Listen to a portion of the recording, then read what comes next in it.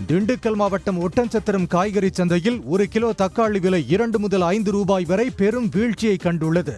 கடந்த வாரம் 14 கிலோ கொண்ட பெட்டி 150 ரூபாய் வரை விற்பனையான நிலையில் தற்போது 80 ரூபாய்க்கு குறைந்தும் அதனை வாங்க வியாபாரிகள் ஆர்வம் காட்டவில்லை என தெரிவித்தனர்.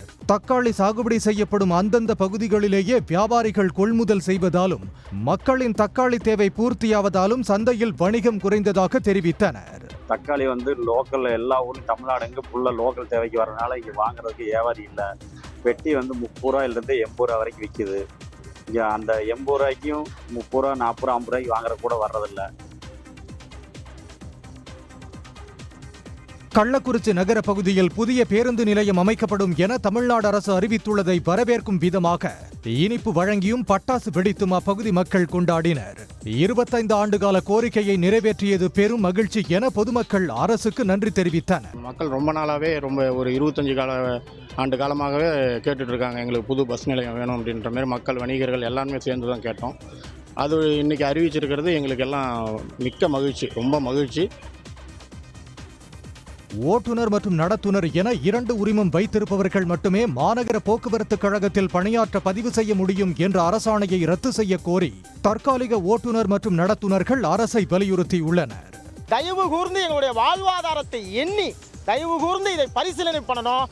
நடத்துனர் பணி தனியாகவும் ஓட்டுநர் பணி தனியாகவும் அவங்க கால்பர் பண்ணால்தான் எங்களால் இந்த பணிக்கு சேர முடியும். இல்லை என்று சொன்னால் இனி யாரும் இந்த முறை பணியை விண்ணப்பம் பண்ணவே முடியாத ஒரு சூழல் இப்பொழுது இந்த அரசாங்கம் எங்களுக்கு ஒரு இக்கட்டான சூழலை ஏற்படுத்தி கொடுத்திருக்கிறது. பட்டுக்கோட்டை அடைக்கலம் காத்த ஐயனார் கோயில் தேரோட்டம், மேளதாள வாத்தியம், நாட்டிய குதிரையாட்டம், வானவேடிக்கை என கோலாகலமாக நடைபெற்றது.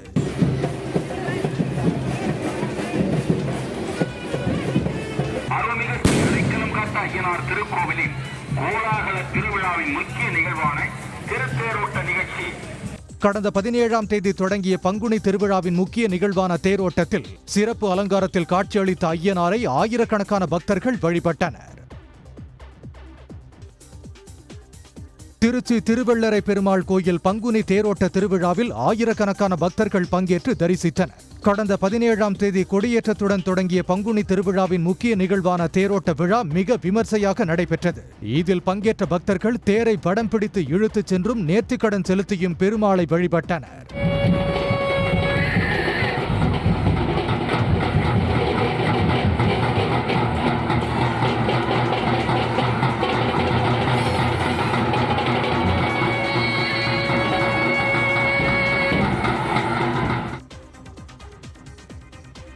தமிழ்நாட்டில் சமய நல்லிணக்கம் சிறப்பாக உள்ளதாக உச்சநீதிமன்ற முன்னாள் நீதிபதி இப்ராஹிம் கலிஃபுல்லா பாராட்டு தெரிவித்துள்ளார். வழக்கறிஞர்கள் அமைப்பு சார்பில் சென்னை ராயப்பேட்டையில் இஃப்தார் நோன்பு திறக்கும் நிகழ்ச்சி நடைபெற்றது.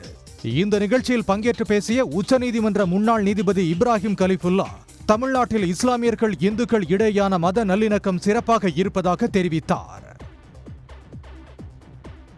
விருதுநகர் ஸ்ரீராம் நகரில் சட்டவிரோதமாக இயங்கி வரும் பட்டாசு தயாரிப்பு நிறுவனங்கள் மீது நடவடிக்கை எடுக்க மாவட்ட ஆட்சியருக்கு உயர்நீதிமன்ற மதுரை கிளை உத்தரவிட்டுள்ளது. வீடுகள் நிறைந்த பகுதியில் குடியிருப்பு என வாடகைக்கு எடுத்து சட்டவிரோதமாக பட்டாசு தயாரிக்கப்பட்டு வருவதாக மனுதாரர் கூறியுள்ளார். இந்த வழக்கை விசாரித்த நீதிபதிகள் மனு தொடர்பாக விருதுநகர் மாவட்ட ஆட்சியர், மாவட்ட வருவாய் அலுவலர் பரிசீலித்து 12 வாரங்களில் உரிய நடவடிக்கை எடுக்க உத்தரவிட்டு வழக்கை முடித்து வைத்தனர். சிவகாசியில் ஏழை எளிய மக்களுக்கு இலவச வேட்டி சேலை வழங்கும் நிகழ்வில் போதிய முன்னேற்பாடு இல்லாததால் பலரும் முண்டியடித்து நெரிசலில் சிக்கினர். இந்திய தேசிய லீக் கட்சியின் சார்பில் நடத்தப்பட்ட நிகழ்ச்சியில் சுமார் 450 பேருக்கு டோக்கன் வழங்கப்பட்டது. தனியார் மண்டபத்தில் நிகழ்ச்சி தொடங்கியதுமே பலரும் வேட்டி சேலை வாங்க மேடை அருகே குவிந்ததால் சிறிது நேரம் பரபரப்பு நிலவியது.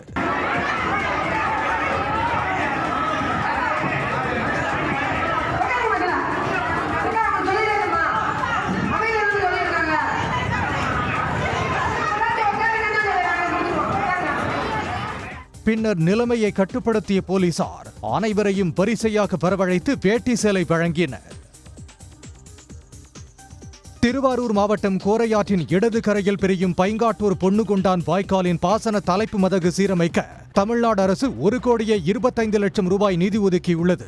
சுமார் 40 ஆண்டுகால கோரிக்கையை நிறைவேற்றியுள்ள தமிழ்நாடு அரசுக்கு விவசாயிகள் நன்றியை தெரிவித்துள்ளனர். இந்த உடப்பை சரி பண்ணலாம் 40 கிராமங்கள் பொருளாதாரத்திலையும் உயிர் சேதத்தையும் ஏற்படக்கூடிய நிலைமையில நாங்கள் ரொம்ப பயத்தோட கோரிக்கை வச்சோம். இதற்கு அந்த உயர் அதிகாரி நிறுவனத்தோட உயர் அதிகாரி சட்டமன்ற உறுப்பினர் எல்லாத்திட்டுமே கோரிக்கை வச்சதா இதை உடனடியாக விரைவுபடுத்தி எங்களுக்கு உடனே நிதி வழங்கி இந்த ஆண்டிலே நிதி வழங்கி இதை செயல்படுத்தினதுக்கு இந்த 40 கிராமத்தை சேர்ந்த விவசாயிகள் சார்பாக நாங்கள் நன்றியை தெரிவிக்கிறதுக்கு கடமைப்பட்டிருக்கோம்.